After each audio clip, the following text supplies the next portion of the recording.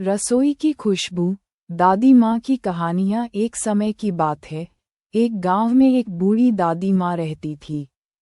उनकी रसोई हमेशा स्वादिष्ट व्यंजनों की खुशबू से भरी रहती थी। उनकी पोती रानी को दादी माँ की कहानियाँ बहुत पसंद थीं। हर रात रानी दादी माँ की रसोई में जाती और उनसे कहानियाँ सुनने के लिए कहती।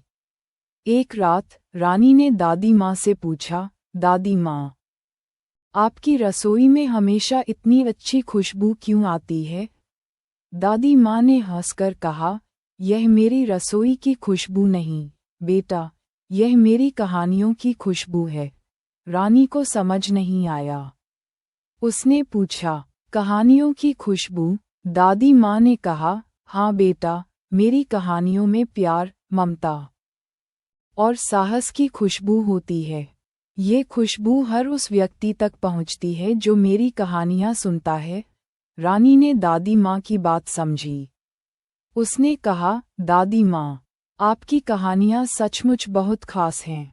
दादी माँ ने रानी को गले लगाया और कहा, बेटा, कहानियां तो हर किसी के जीवन का हिस्सा होती हैं। ये हमें जीना सिखाती हैं, हमें प्यार करना सिखाती हैं और हमें कभी हार नहीं मानना सिखाती हैं। उस रात रानी ने दादी माँ की एक नई कहानी सुनी।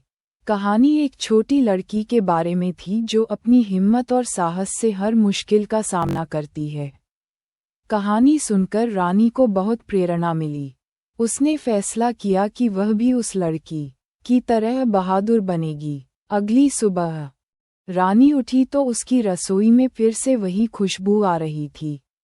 रानी ने अपनी दादी माँ को धन्यवाद दिया और कहा, दादी माँ, आपकी कहानियाँ सचमुच बहुत खास हैं।